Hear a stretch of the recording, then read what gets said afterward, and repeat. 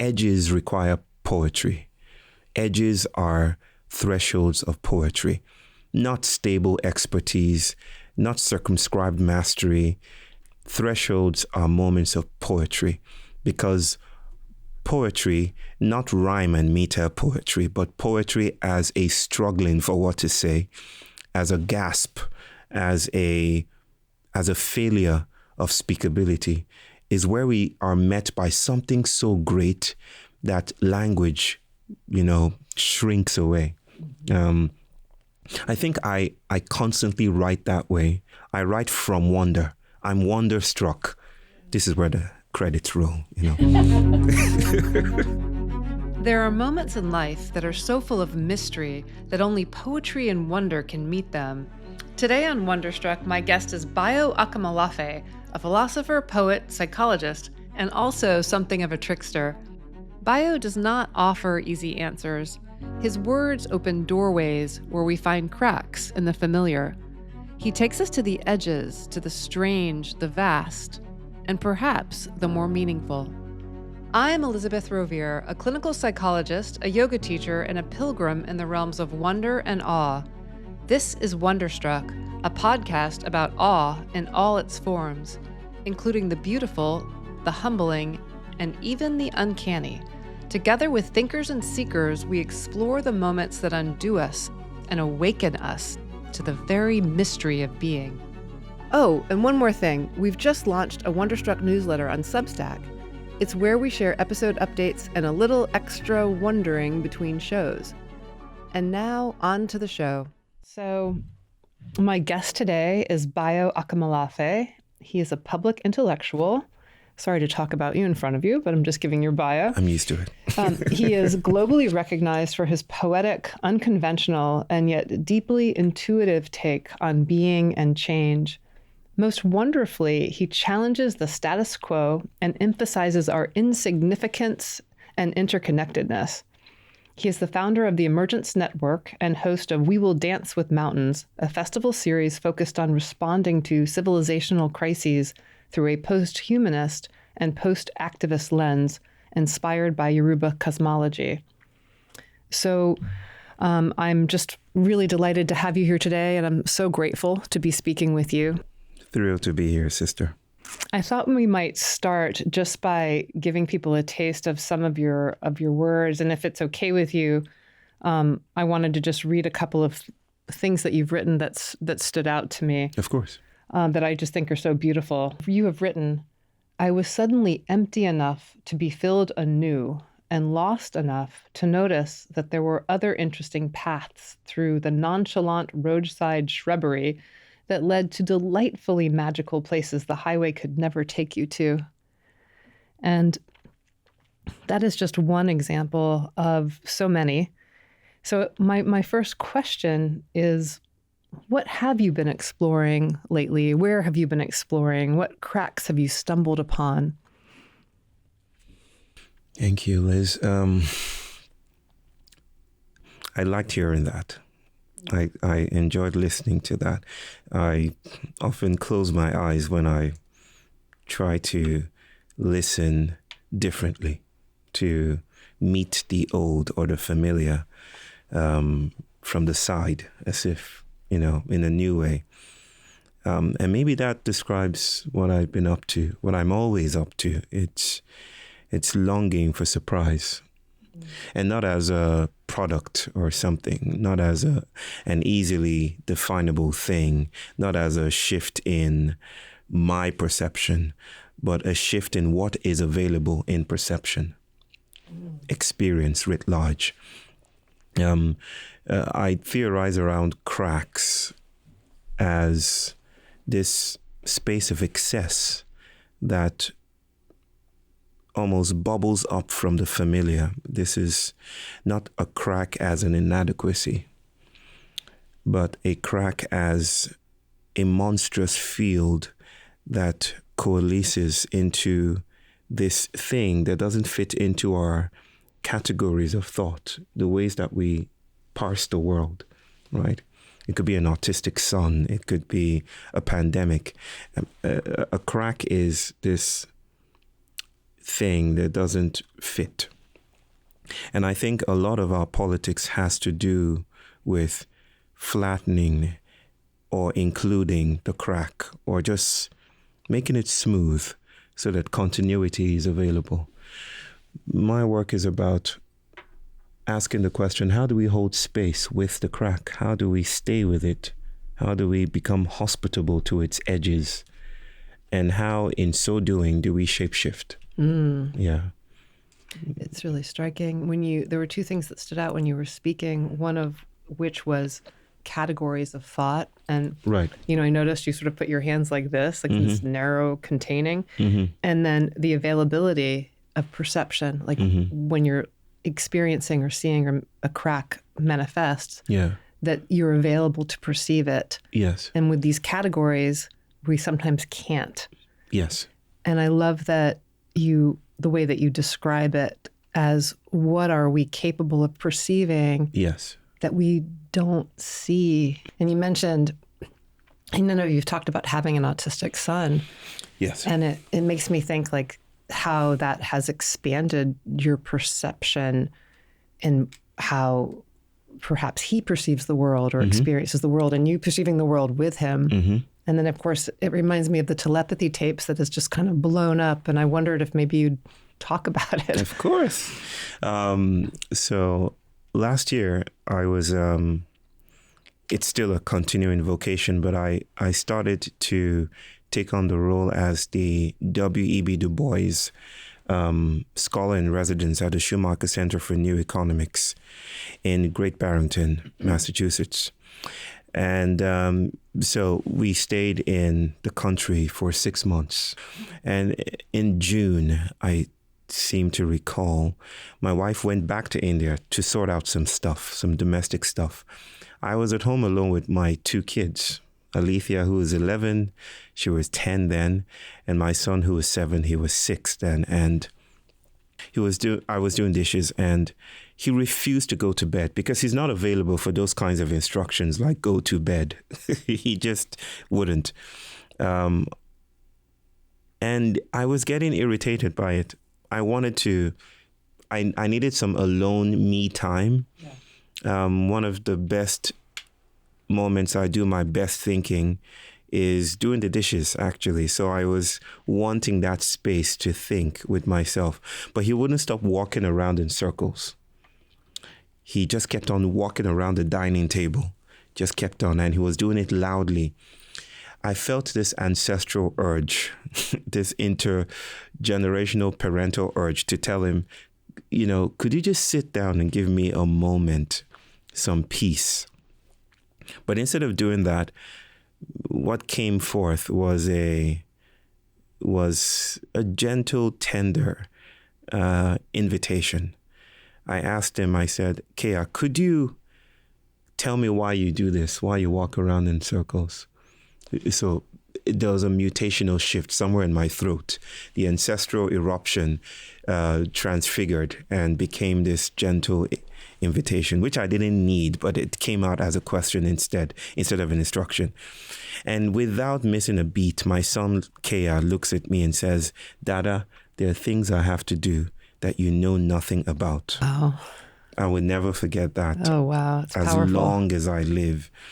And that wasn't just a trivial moment. It was a seminal moment that echoed with the politics of continental philosophers like Deleuze and Guattari and Tusquel and Fernand Deligny and Erin Manning and Brian Masumi. The idea that perception is a field of practice.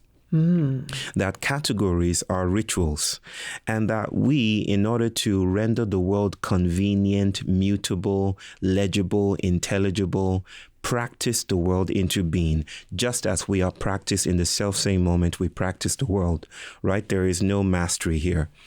And in building categories of thought, in building and living in these rituals, we exclude or we obscure the world in its ravenous, promiscuous beauty. Yeah. And that is where we start to think of the autistic, or what Erin Manning might call the autistic perception, as this cracking open of the field of perception. It's like sensorial apostasy or ontological fugitivity, where other things become possible to parse, to do, to think. I love that. I love that terminology too, the ontological fugitivity. Yep. It's fantastic. Mm-hmm. I think so. No, I think so too.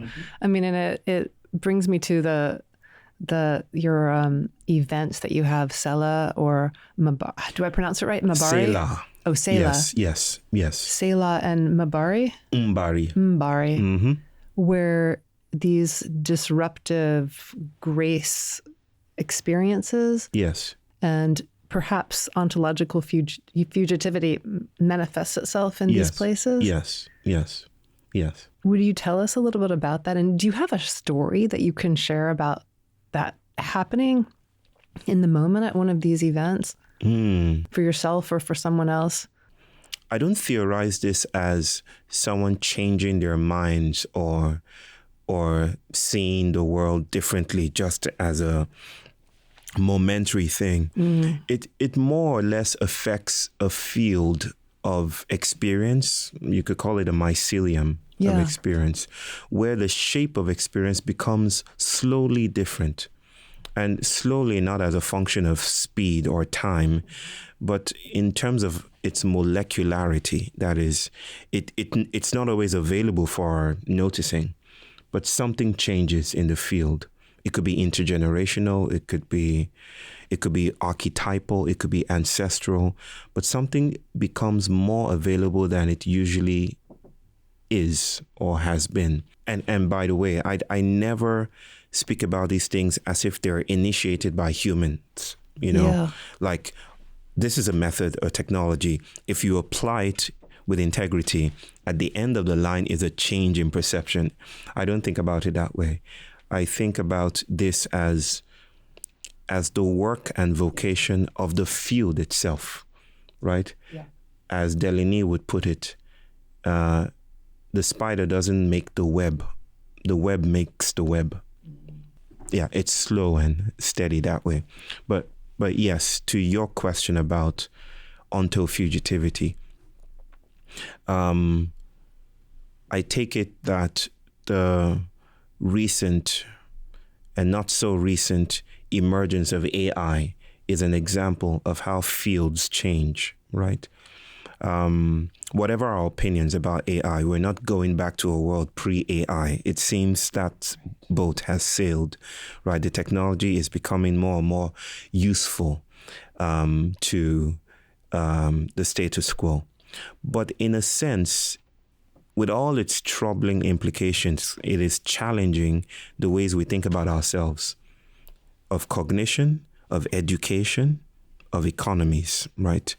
There is a small unfolding and emerging crisis in higher education because, of course, students now use ChatGPT to fully respond to questions, right? What does it mean to live in a world where cognition is no longer a human property? Yeah. Where cognition, intelligence are cybernetic properties, and it is enlisted or tool just as much as we claim it to be ours, exclusively ours, right? These things are deeply troubling to an account of the world in which humans are embedded, or rather ennobled, that's the word I'm looking for, ennobled with divine properties, with intelligence, with soul. And now you can write a movie in a single hour, with ChatGPT, or draw a picture like Studio Ghibli with these tools as well. So we have been met, we have stared in the mirror at the abyss, and the abyss did not blink. We blinked. Okay, so you have everything that you've just said is like, wow, my mind is going in so many different directions that are connected.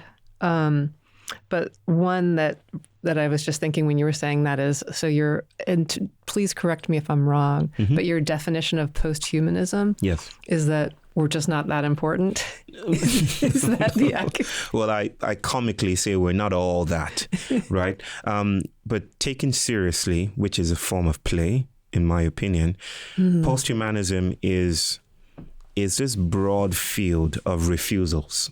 Refusals to centralize the human as the center of agency, of accountability, of intelligence, of all the ways that the Enlightenment entrained us to think about ourselves, right?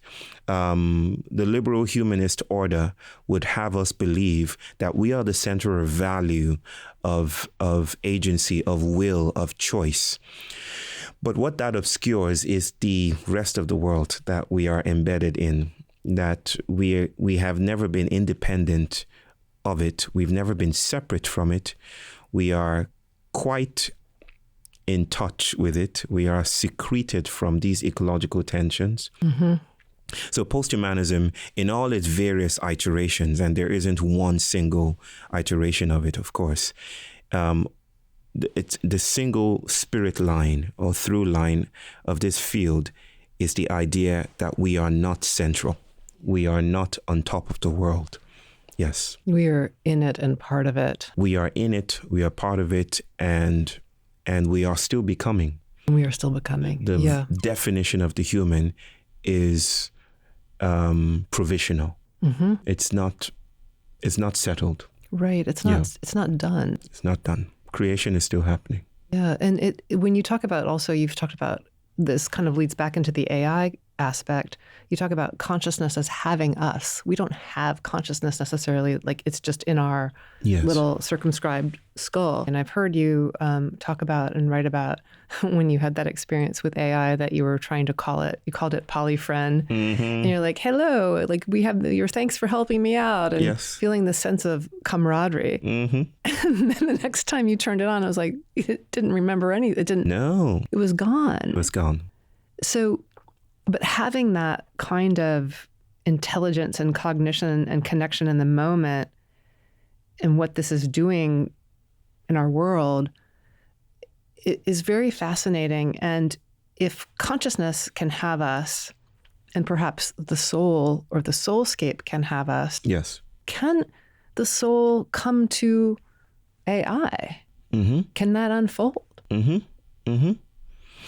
It's an intriguing question that has a prestigious philosophical legacy. There is, I think, in medieval times, this thought experiment called the Ship of Theseus started to emerge. It's gained some notoriety in recent comic book-esque adaptations. I remember that there was a scene in the Marvel Cinematic Universe involving one of the characters called Vision. This is what drew me to that series. I haven't watched the entire series, but I read a piece that said this scene had to do with this riddle, the Ship of Theseus. And I'll see if I can break it down. The Ship of Theseus is simple. Theseus is the Greek hero who is in many regards, considered the father of democracy. Of course, he killed the Minotaur and destroyed the monsters in his journey to Athens. But that's beside the point. Theseus famously has a ship that sails and goes to an island. I think, I can't remember the name right now, but it escapes me. My brain is still jet lagged. Always jet lagged, it seems, at this point. Now, the riddle is, if the ship is the Ship of Theseus, if the ship goes on a journey and comes back and needs a replacement, maybe a part is broken and needs a replacement, and that part is taken from it and is replaced, and this happens over time, each part that is needing replacement is replaced, right? Let's say eventually all the parts of the ship are replaced. Is that ship still the Ship of Theseus? Is it still the same ship? And let's stretch out the riddle even further. Let's say all the parts that have been replaced, we have it in a factory. And we take all those replaced parts, those spare parts, and we build another ship from it.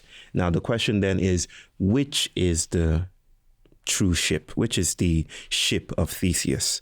It's a question meant to expose the ways we think about identity and the self. And while there isn't a tried and true and stable answer to the question, the way that I come to it is that we get distracted by identity. Identity is a distraction because in process philosophy, identity is just a node for becoming. Becoming supersedes or exceeds being. Being is like a station, but becoming is this processuality that is ongoing, right? In the same way, because we think about ourselves as human and we're stuck up on this identity, we don't notice how the world is constantly deterritorializing us, how we're part of this sweltering carnivalesque, modern human dance. We kind of obscure all of that and then we situate everything that is valuable in us. It's like the whole thesis of the American car. And I know most of us are getting really educated about tariffs and trade deficits, especially after Liberation Day. The myth of the American car. So it's a wonderful story. The idea is that there is such a thing as an American car. But if you actually study how engineering happens, how design happens, how parts move across borders, right? How rare earth materials travel across distances to make that thing that is now stamped at the end of a processual line as the American car. It becomes difficult, right? This is how posthumanism moves with humanism. Humanism is the final stamp at the end of a factory process. This is an American car. We're proud of it. But if you actually look into it, it's not as stable as you think it is. It is cross-border. It is multi-species. It is across archetypes. It is constantly spilling between categories. And that is onto fugitivity. That is the invitation here. Yeah. I love it. I accept the invitation. We're not as stable as we think. But this is the experience that I have had when I've watched you on other podcasts and when I've read your work, that I'm listening to you. And it's like you're saying, it's almost like I want to close my eyes. And it brings me a sense of calm. And there's something about it that I don't think I have words for it, but there's something that's so deeply authentic and real and expansive and powerful. That it just makes so much sense. It makes me feel more alive. It makes me feel more connected to everything. And there's something very joyful about that, as opposed to this little circumscribed thing that is my American car or whatever it might be. So I really just want to say I appreciate that. I guess it leads to this question: is your work, like is your language, is your writing a part of metaphysics? Is it part of like your frame, like the process oriented, the way that you write is process? There is a poetics in my writing that is constantly longing for the edge, right? I think I write like Jodie Foster exclaims in that movie, Contact, where she peers out of a multi-dimensional vehicle and she exclaims in a cinematic moment of exquisite brilliance. She says that they should have sent a poet, right? That edges require poetry. Edges are thresholds of poetry, not stable expertise, not circumscribed mastery. Thresholds are moments of poetry, because poetry, not rhyme and meter poetry, but poetry as a struggling for what to say, as a gasp, as a failure of speakability, is where we are met by something so great that language, shrinks away. I think I constantly write that way, not because I have a specific training to do so, but because but because that is the condition of my writing in the first place. I write from wonder. I'm wonderstruck. Yeah. This is where the credits roll. You know? I'm wonderstruck, right? I'm struck with the awe, and this is my spirituality, right? It's to be defeated, in the words of Rilke, over and over again. Such makes the man. Beautiful. Mm-hmm. Mm-hmm. Beautiful. Mm-hmm. We have to talk about this, the gasp or the wonder. The gasp. And you've got such great stories in your writing that I've read. And I was also thinking about wonder strikes and it cracks, right? It makes a crack. But I was thinking particularly about when you were, I guess, in the university and you were doing this program, the Total Man concept. Oh my goodness. You've right? done your research. I can't. Sorry. It's like, because I was like, what is that? Right? Where I guess you were studying or training to be in what was supposed to be this particular perfect, yeah. I don't know, man. And you're walking. I'd love for you to tell the story. Of course. Because it seems like a Wonderstruck kind of story where you see the moon. Okay, I remember that day. I don't remember the day, but I remember that moment. I don't know what trope I would fit in if I were in a movie, but I was an ultimate nerd. I was a nerd raised to the nth degree. I didn't have a social life. I didn't know what it was to go to a party. I was in a Christian university and I lived by the book. My favorite philosopher was Immanuel Kant, and I literally scripted my life in unforgivable schedules and made sure I adhered to it because I felt, everyone ought to live this way. This is what morality is. This is what ethics is. And so I had a nickname. Everyone called me Total Man, like I had arrived at perfection. It was in part a jab, but it was also I do feel that my colleagues were in awe of me because I wasn't normal. I was quite strange, very strange. Didn't have friends. And if I had friends, it was they had this way of relating with me that was just as strange. Well, I remember going back. I was appointed, as would be the case, a student leader. And I was the student leader for the College of Human Development. And I remember going back from my office. Yes, as an undergrad, I had an office. Wow. As an undergrad, I taught classes. Oh my God. Yes. Maybe I should have mentioned that on this podcast. But as an undergrad, my teachers found me philosophically robust enough to actually take classes in their absence. Yes, I remember walking into class one day and the teacher said, so I'm going to be away for this class. I have to do some other thing, but I want to introduce you to your lecturer for today. And everyone turned around and I came forward. And my colleagues were like, how low can you go? Right? But I enjoyed myself. But yes, I remember walking back from my office that day and I remember being struck by the moon. Yeah. I was just struck by the fragility of life. I struggle to name it. It feels every attempt to language it is always a bastardization of it, but I can deal with the bastardization of it. It's fine. Just walk into my room and then the shimmering lunar object in the sky, I felt like I was on a planet.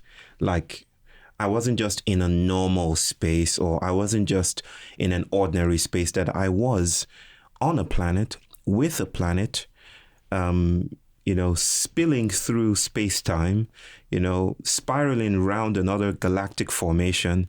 And just, it was like cascading bodies tumbled into other bodies, mangled into other bodies. And I felt, I don't want to reduce it to a feeling of oneness in the ways that people persuaded by their new age convictions might speak about oneness, with due respect to those traditions. I just want to feel it as a messiness of embodiment. Yeah. That I wasn't just myself. I was participating in a huge saga. that stretched across generations and timelines. And I didn't feel so lonely when I got to my room. I didn't feel so alone, because I usually did. I was at the age when I should be having a girlfriend, but my girlfriend was Socrates and Aristotle. So, yeah, and they weren't very nice. So that was that moment. Yeah, a crack. Is it also where I've heard you say sometimes but you've talked about the thin places? Yes.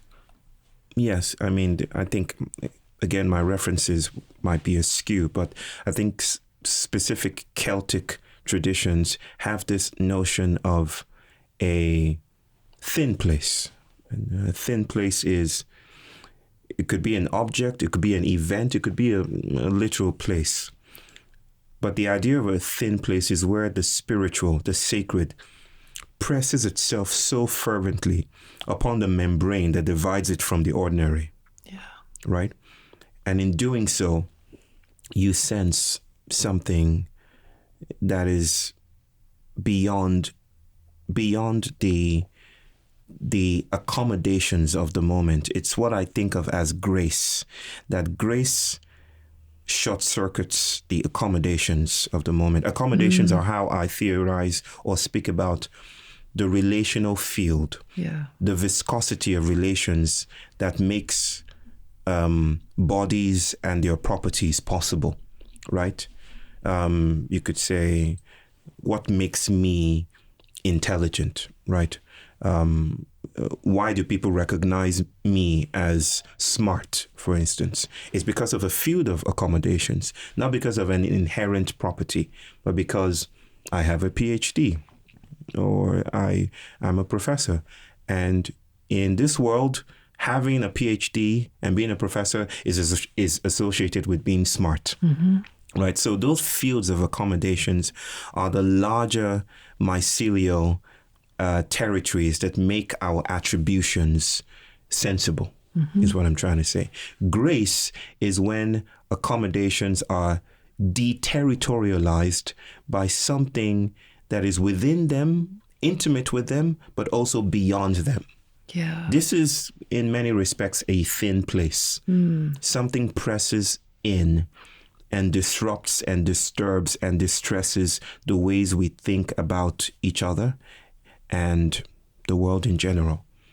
Yes. And it opens your perceptual capacity. It does. It does. And not in a final way. That opening can be quickly subsumed and welcome into a field of legibility and politics. I've often used the example of, and without going into all the nuances of it, a child comes and says, I don't think, for whatever reason or non-reason, I don't feel that I can subscribe to being either male or female because they feel too binary, right? Mm-hmm. It's such a powerful moment. I feel the cosmos breathes in those moments. It's like the categories we're used to, where God in our Christocentric readings either creates them male or female. It's like God is summoned to the docks and he has to answer for something that he did not account for. It's not part of the plan. I love those moments, right? Something distresses the blueprint. Male or female. I don't know what this is. Something is calling forth. But then politics comes in. Politics comes in like a salesman and says, I know exactly what's happening to you. I'm going to sell you something. I'm going to sell you a way of speaking about your experience so that you can be legible, so that you can be acceptable. I will grant you a seat at the table. And this is how modernity, in my opinion, is the history of the inclusion of monsters, right? When the world wants to create something new, it proliferates the monstrous. It proliferates the monster. The work of white modernity is to rehabilitate the monster, to give it a palace, to give it a seat at a table. And that's how the new is captured again and again. That's how the new is literally captured. It's captured. Like, it's territorialized. It's owned. It's named, right? As opposed to unfolding and being in process. There you go. There you go. Fernand Deligny, visionary, post Second World War, autistic special education teacher. You know, he worked with psychiatrist Laborde. He worked with Tosquelles, Jean-Henri, Guattari, in France. In those days, children diagnosed with autism or schizophrenia were locked up in asylums. Yeah. In short order, Deligny played his flute like the Pied Piper and walked across the streets and opened up those asylums, and parents brought their kids to him. He had this renegade fugitive camp where he refused to rehabilitate autistic children. Yeah. He said, I'm not going to do it. In fact, because they were non-speaking, using language as we do, and against Lacan, you know, that's another That's a very interesting conversation, yeah. Psychoanalyst, against Lacan and his idea as signification being a sign of intelligence or agency. Deligny decided not to use language in those camps. He said, we're not going to use language, we're not going to speak. It was an experiment of epic proportions. It was tentative. It was a tentative attempt to get around language, because his impulse was, what if language is getting in the way of our seeing the world differently? Yes. Maybe they're onto something, right? And one very fascinating event was this child, I think it's Jean-Marie, walking around in circles, almost like my son, who has something to do that we know nothing about. Jean-Marie is walking around in a circle in the rustic regions of Cevennes, southern France, where this camp was.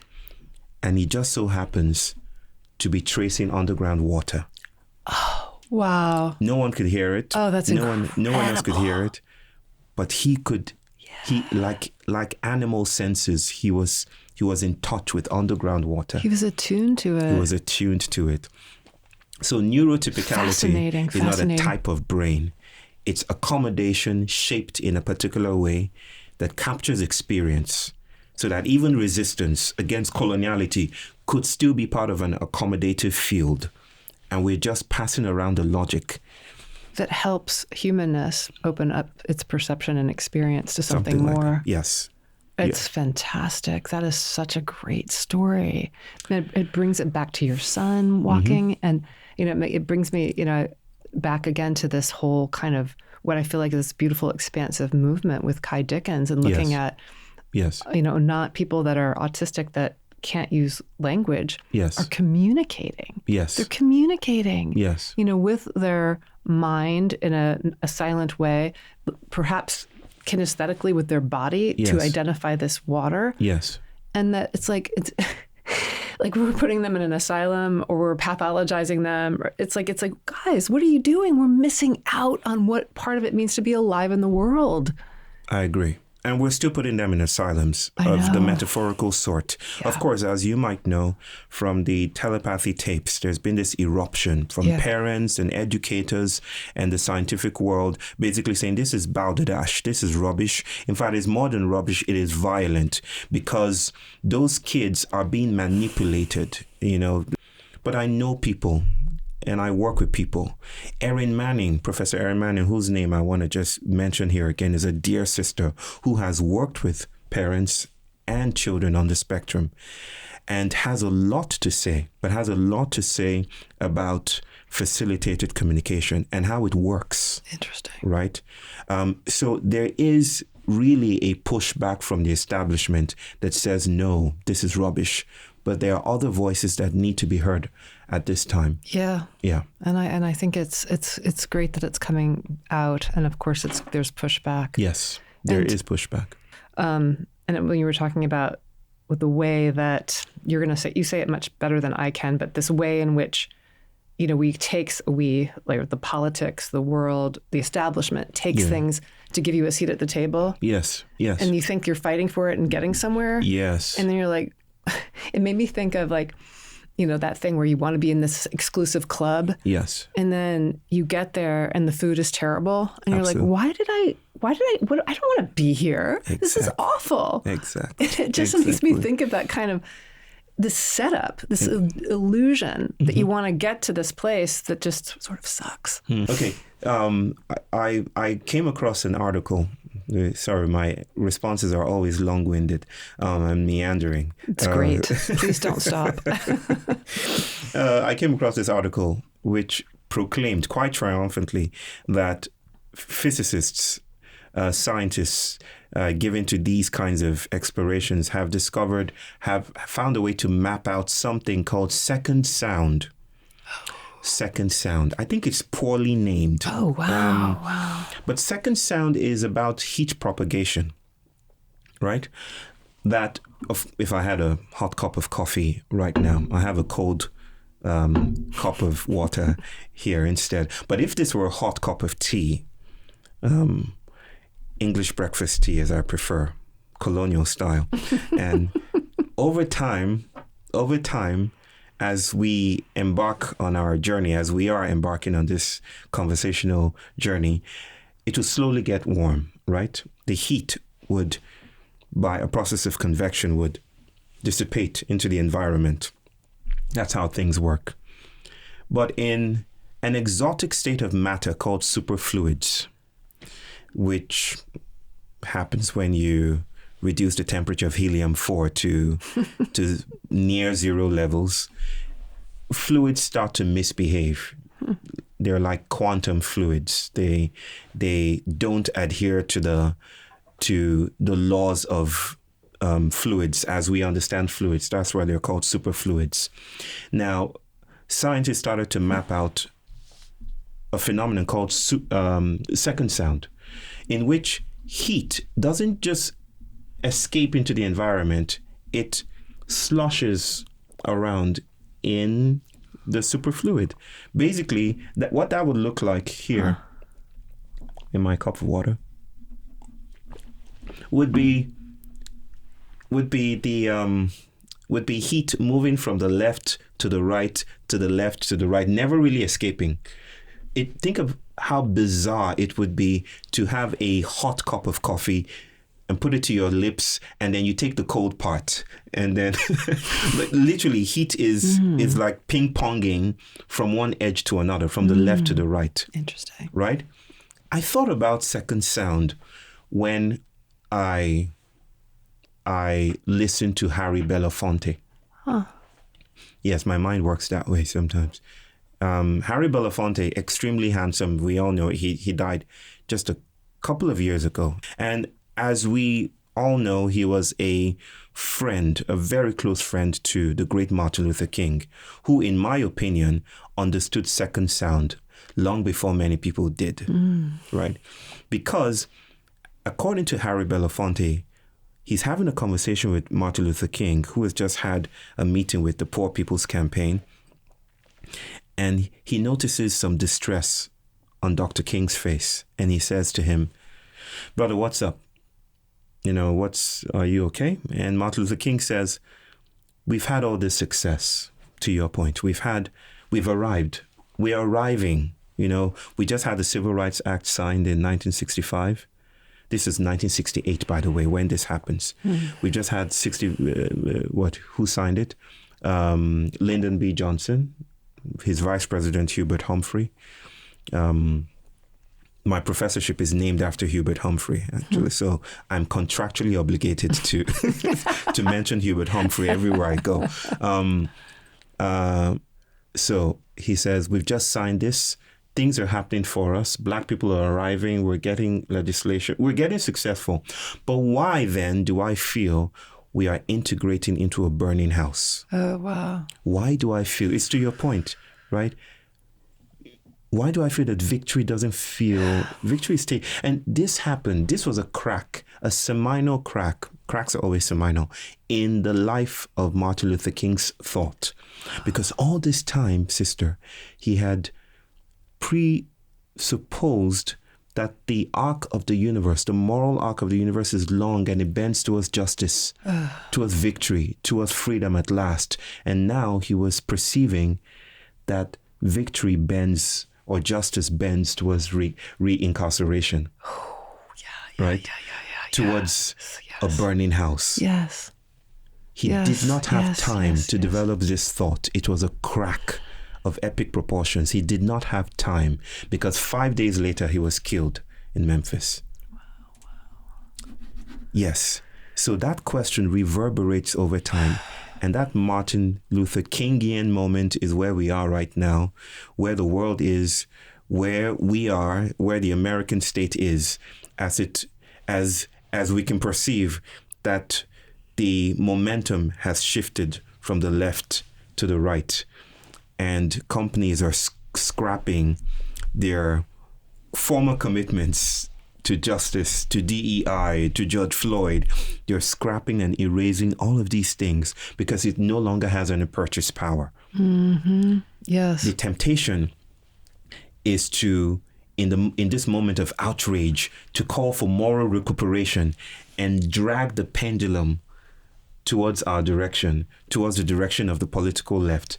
But in doing so, we must be haunted by Martin Luther King's question. Yes. What if the pendulum swing from left to right, like second sound, like heat sloshing around in the system, is just the clock's mechanism repeating itself, and the clock is not scandalized by the pendulum swing. Oh my God. We need a break from the clock altogether. The clock is not scandalized. It's not scandalized. It's not scandalized. It's like, it's us this time. It's you this time. The system is not scandalized by who is in the White House. It's not scandalized by that. This is why I think we need a politics that isn't just resistance or counterculture.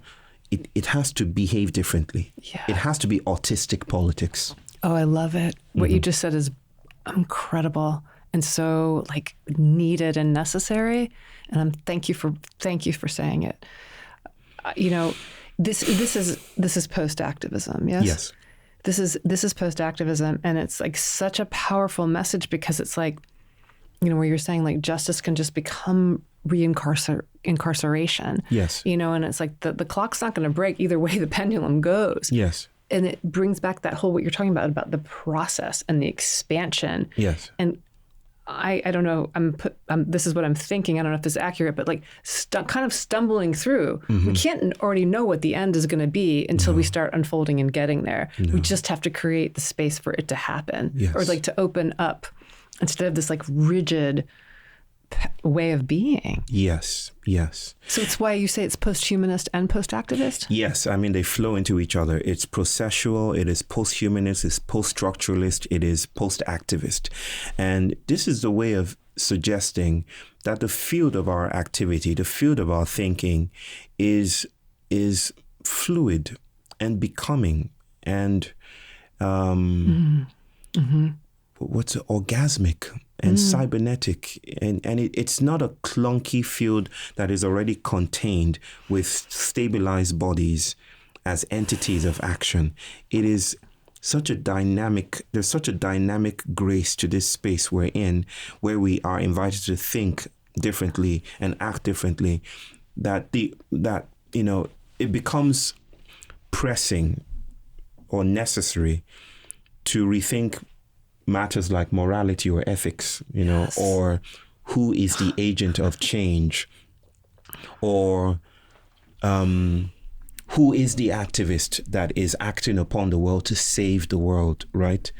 I theorize and conceptualize post-activism not to say people should stop being activists, or not to say that protest isn't working, which has been said in many different forms over the years, to some effect, but to suggest that the actor here isn't the isolated human citizen subject, it is the field.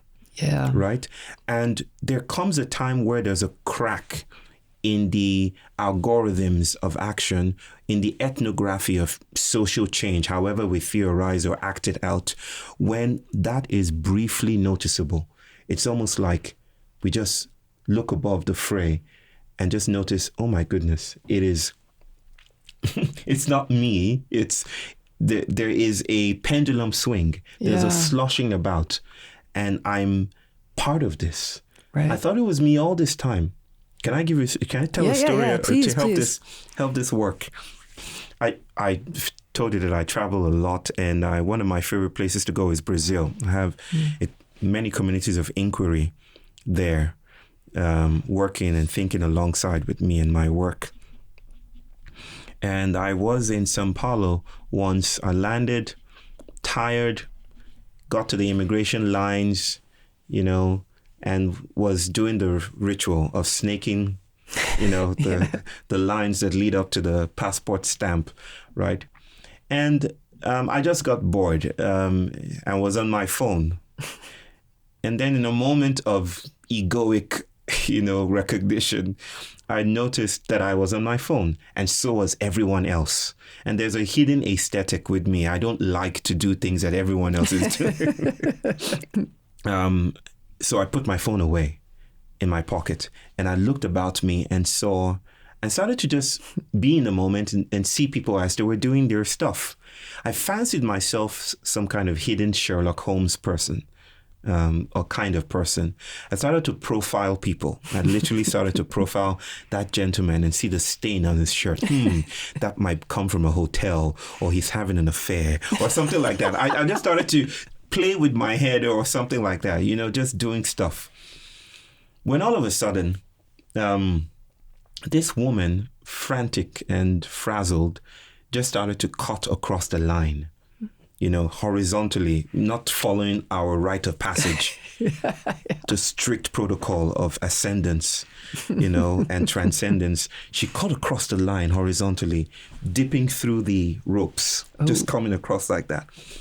And sister, I felt my body start to stiffen, right? I started to become bulkier, and the man in front of me who was watching Netflix, this French man who couldn't care for anything, also started to stiffen up and look in the direction and anticipate the crossing of this woman, right? I was becoming inflamed, right? Like, how dare you? We are going through a rite of passage. How dare you cut across this noble, sacred moment, right?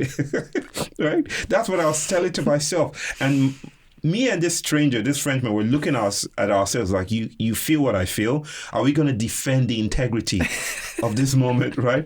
And then she came to us, and then she said something very briefly to us. She said, I'm so sorry, but my son is down there. And he wandered off, and I have to just catch up to him. Oh. And I felt myself soften and actually encourage her to continue. Like, go.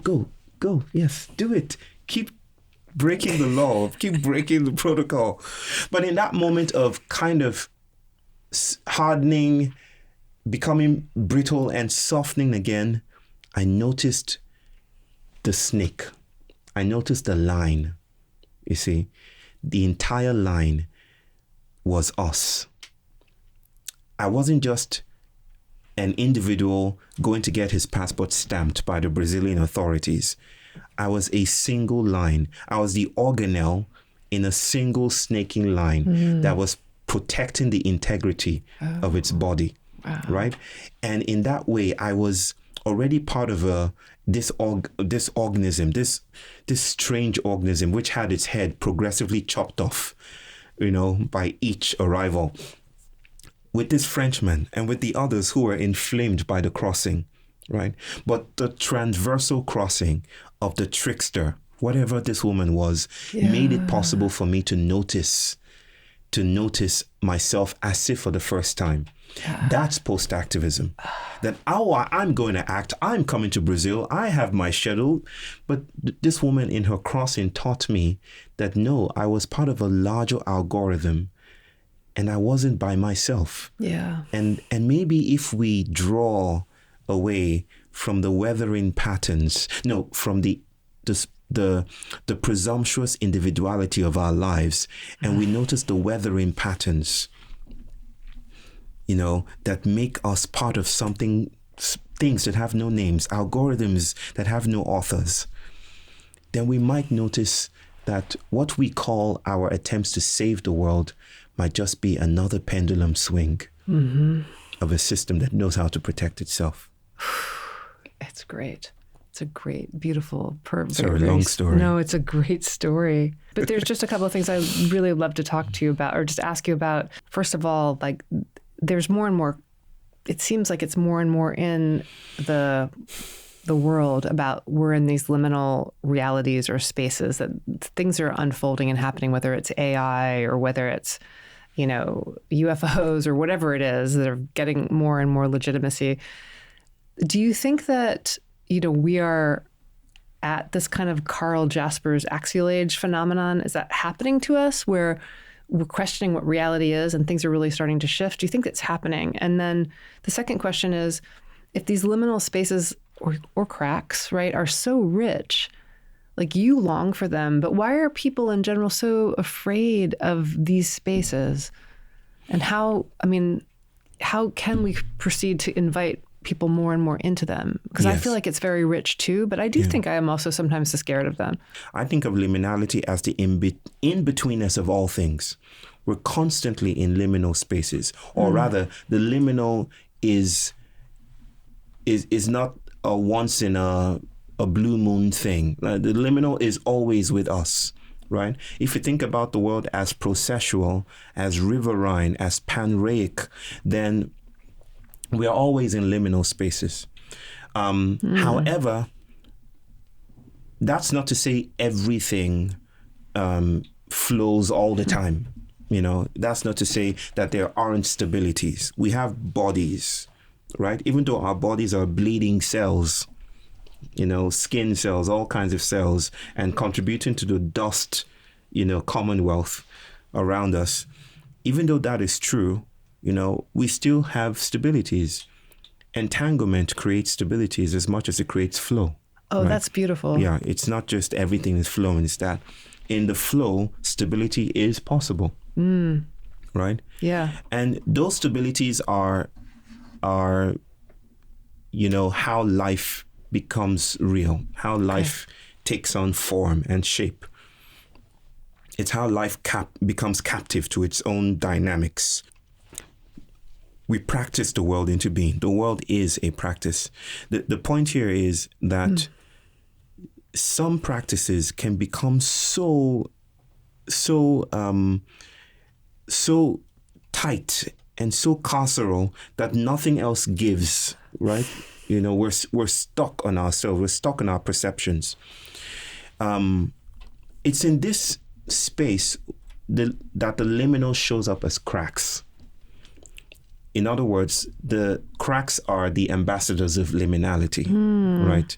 And in fact, it's in times of sturdy, brittle practices of incarceration that cracks are more, you don't have cracks in water. You have cracks on hard surfaces. Yeah. That's when cracks are more cracky. Okay. Right? So I think that we are just too well practiced in modernity at smoothing things over, at covering things up. And we have very specialized language for doing this work. Sometimes we call it justice. Sometimes we call it healing. Sometimes we call it inclusion. We're just very well practiced at covering things up. Think about the pandemic, a major distressing of world economies, right, erupts from years of abuse of ecologies. It just cracks open things. In my sense, as horrible as that experience was for people, leading to millions of deaths, it might have been the passing of a wild god of some kind. A God that we had been praying to, a God that we had been begging that please pass by and stop things so that climate change will stop happening. Please pass by. We had been, with all our protesting, our joying about, we had prayed for that moment. We just weren't expecting it to come in that way. Yeah. And so it passed and everything was stilled. We built spaces between us. We built monuments called 6 feet between us. And we said, our bodies, we cannot touch our bodies with any form of levity any longer. We have to greet each other with masks because we cannot trust that the air will not carry our essences to each other. It was such a seminal, priestly, sacred moment. But then what did we do? We rushed into whatever we call it, getting back to normal, recovery, health. Fixing it. We fixed it. And I'm wondering if that isn't the model of how we cover things up, how we hold fort, hold space for the system in its continuity. Yes, that's a start. Yeah. And it was this time where it unfolded this opportunity for things to really fundamentally or really change or shift. And then it started to, and then it didn't. We missed it. And I'm wondering if you feel that something else will be afoot that could provide that circumstance or opportunity to change. Right. So I want to come to this from the side, as I usually do, and suggest, no, we didn't miss it. Okay. To say we miss it is to presume that we're outside of the system. And then we're trying to fix the system. And we're just looking for the Microsoft engineer to just come and take a look at my software so you can tweak it a little bit and we can get the system working for us. But that's not what I'm saying. We are the system. The system, it's not that we're outside of the system. I always remind people we're not in capitalism. We're capitalism speculating about itself, right? So it's not that we missed an opportunity to fix the system. It's that the system is constantly proliferating unsettled moments, right? The system is not complete. No system is, right? This is what I think of as blackness, but not blackness as an identity, as skin color, but blackness as the radical incompleteness of everything, right? That makes decoloniality possible, that upsets colonial claims to exclusivity and power. I represent this blackness with a small b, not with a big B that is trying to fight for space with whiteness. It's the fugitive minor tone that infiltrates every field like a trickster, like a woman horizontally crossing a Brazilian line and upsets your claim to stability, right?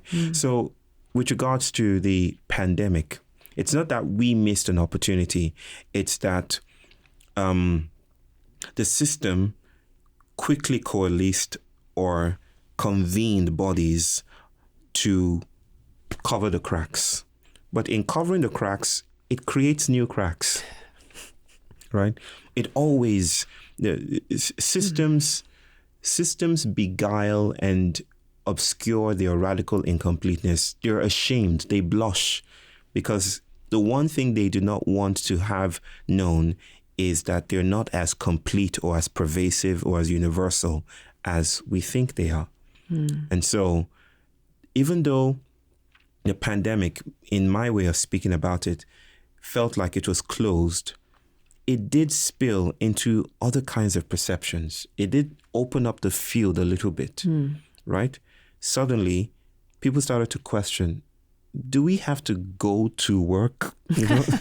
Where did we get the idea that work, why not just do it from home, And things change with cracks. The system recognizes itself for the first time only in that flutter, in the cracks emergence. And so we recognize ourselves for the first time. We ask new questions. We're still using online schools. We're still battling with the workforce. We're still thinking about AI. We're still thinking about what administrations should do should another pandemic happen. So the pandemic is still having an afterlife. There is no boat that has sailed. We are the boat. Exploring it, sailing. Yes. No, that's striking. Very striking. So too many questions. I mean, I feel like that's kind of a lead into the idea of unschooling, like not having to fix everything or fit people into something rather than opening them up to become. Yes. So I really do want to talk about that, but I feel like I have to talk to you about this one question that I've been wanting to ask you since I read about you. Let's do it. It's really important.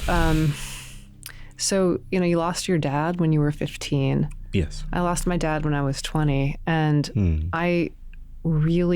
it meant a lot to me the way that you've written about that loss and, how it was a point in your life where there was this rupture and you were like, I have to get to the heart of the matter. Yeah. And I was really curious about what the heart of the matter is or was. And the whole point of the name Abayomi, is that pronounced correctly? Yeah, it's good. There's this, so that was your dad's name, and it's also your name. Yes. It's also your son's name? It's also my son's name, yes. But, so it's like the fact that it means like, that you say that there's a translation where it's, they buried me, but they didn't know I was a seed. Indeed. And I was just like, wow, that's amazing on so many different levels. And the one that hit me was about like death and soul and transformation. And what does that mean to die, but to be a seed? And then what is the heart of the matter? And maybe you could just speak to what I'm trying to talk about. Yes, those were very powerful moments. Still are moments that I breathe with.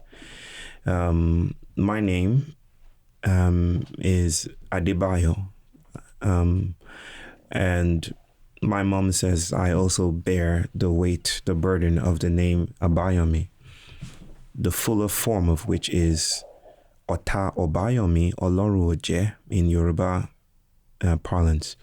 And what that means is the enemy would have vanquished, would have won, but God did not allow it.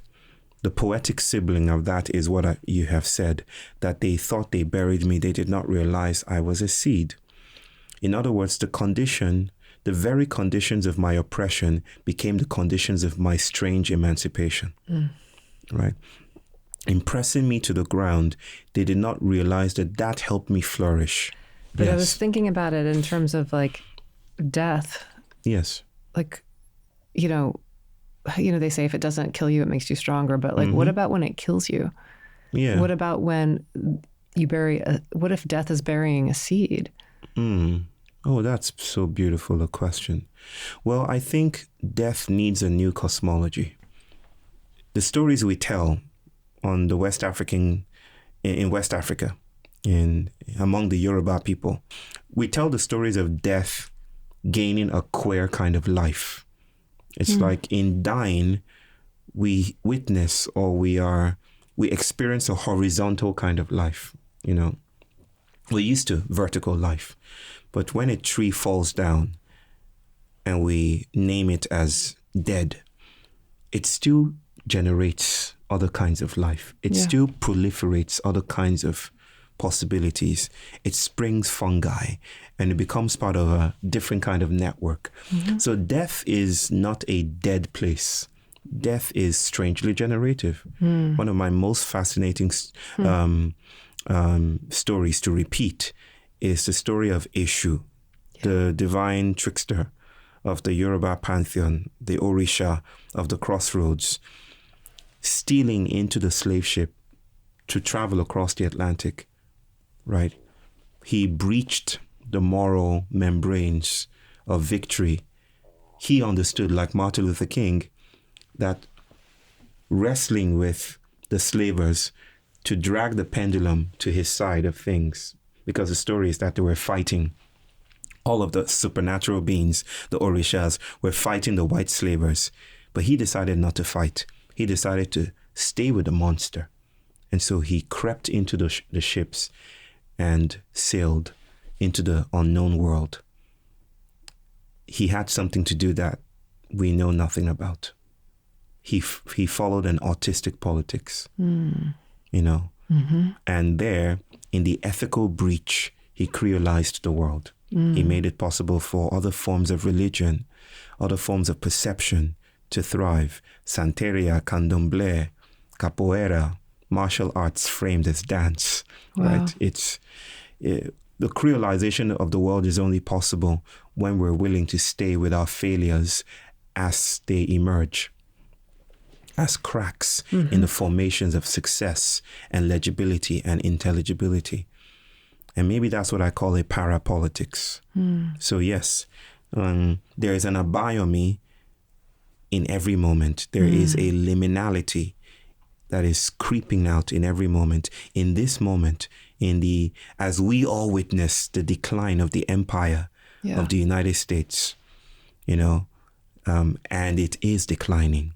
These are the end times for the American empire, right? Not just economically, I dare say spiritually and politically, right? The world is shape-shifting, right? It's in these times that the temptation to rush to some other modality, neurotypical modality of victory is highest. I think this is the time to go underground, is to travel like Eshu. I'm kind of curious about this Eshu. As I was thinking about it, as I was reading what you were saying, and I just couldn't help but thinking about this, like this trickster and this, like the shape-shifting God and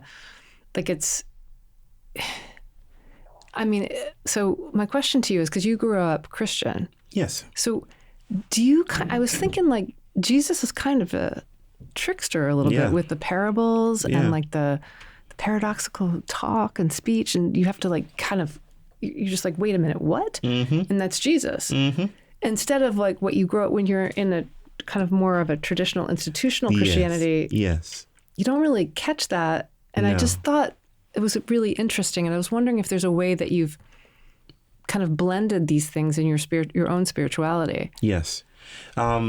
This is cheesy, but Eshu is right there in the name Jesus, right? Oh, the letters. ESU, that's Eshu. Yeah.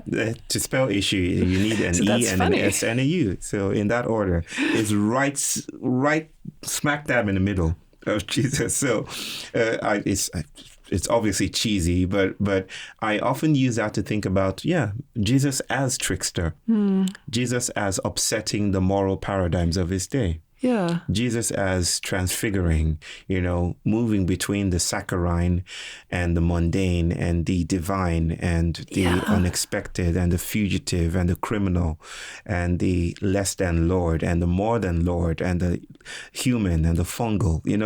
There's all of these things happening. But you're right. That wasn't the Jesus I grew up with. The Jesus I grew up with had a Tommy Hilfiger suit. Business suit, clean shaven, had a soundtrack that followed him everywhere. It was money, money, money, money. Money. That was the Jesus I grew up with. Rich, private jet. That was the Jesus I grew up with. Oh, no. The territorialized, stabilized Jesus, which was anticipated in the writings of Fyodor Dostoevsky. Sorry. In the Brothers Karamazov, in that parable somewhere in the text in which Jesus returns to the church and the church imprisons him. Yes. And they're like, what are you doing? Such a great story. They basically say, what are you doing? You came back for real? You're ruining everything. Business is booming, and then you just come and show up, and you're like, and poor Jesus is probably like, but that was part of the plan, right? Didn't you read I was supposed to return? And you're like, not now. You're ruining too many things. They imprison him. Yes, I grew up in an imprisoned Jesus. I think there is a Jesus that does not want to be the icon of an empire, or does not want to be the sheep of an everlasting kingdom, right? There's a Jesus of the wilderness that is still making his way through it, that is still longing for answers and only knows how to alchemize good questions. Yeah. That's great. I love that. Thank you for saying that. I didn't ask. I was curious about why you would talk about your dad as being cool. Oh, my dad is cool. My dad was James Brown cool. Really? With the sideburns and stuff. Yes, No way. He was cool. Oh. I could only aspire to be as cool as he was. So, as we've sitting here learning that your work challenges the boundaries of how we think about the world and ourselves and what it means to be human. So what do you think or hope or want people to take with them when they meet your ideas? And since answers are sometimes a slap in the face and questions are the ones that are answers obscure what is already happening. Yeah. And we like questions. What question could you leave us with to our audience, our listeners? What question? Let me move towards it in this way. When you said at the beginning of our beautiful conversation, sister, and I've thoroughly enjoyed myself. Me too. When you said that I feel a spaciousness, I feel calm, warmth, like there's more. I recognize that and I smiled a bit because that is constantly what I get from people that I speak with. It's not as an effect of me. Is an effect of a combination of where people are and the intervention, the distressing, fugitive intervention of these conversations. That maybe we don't have to fix the world. Maybe we're not all that. Maybe we're microbial. Maybe we're this or that. Maybe there are other actors in the field. And maybe it's not left to us to carry like Atlas, the entire world on our shoulders. And we can rest assured that the world is carrying itself. We're not the ones carrying it. We're not the ones making the web. And I understand why people immediately feel a sense of, because it means it's that maybe modernity is running out of room, but there's sanctuary. Maybe it's not an attempt of making more room. Maybe it's an invitation to make sanctuary. And making sanctuary is about cultivating an attentiveness, a kind of attention to the cracks in where they emerge, how they emerge.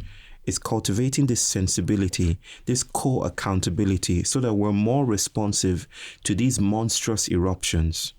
So my question then is, where does it hurt? Maybe that's what I'll leave us with. Where does it hurt? Where doesn't it come together? Where are the places in your body, in your world, where the logic that has been given to you, the logic by which you operate, doesn't quite hold itself well? Where is it becoming exhausting? Where is grief lurking? Where is a ghost hiding in the ghost lights of the theaters of politics which you are embedded in?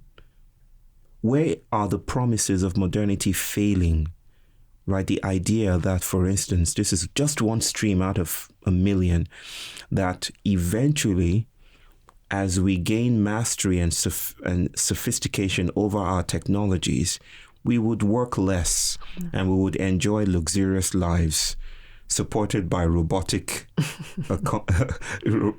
servants doing everything we want. But where does it feel like that isn't panning out, right? When you examine the story of your life and of your world and of your expectations and anticipatory modalities of how life ought to unfold, where is the story glitching? Where is the program failing? Maybe that could be a speculative space for us to gather around and think and eat and read together. beautiful. Thank you. Thank you so much. Really appreciate having you here. Thank you. Thank you very much, sister. Thank you. Bayo, thank you so much for joining us today. We loved having you with us. So many things in this episode stayed with me, from creating sanctuary to sensory apostasy, ontological fugitivity, and also the energy of Eshu, the Yoruba trickster god. I just loved this episode. Please let us know what resonated with you in the comments. We'd really love to hear from you. If you enjoyed this episode and think somebody else might too, please rate the show and share it with a friend. Follow up and leave us a comment at WonderstruckPod on Instagram, YouTube, and TikTok. Wonderstruck is produced by Nastasia Getchum and edited by Niall Kenny at Striking Wonder Productions. Special thanks to Brian O'Kelly, Eliana Eleftheru, Travis Reese, Bailey Newman, and Josh Wilcox. And remember, let wondering be your compass.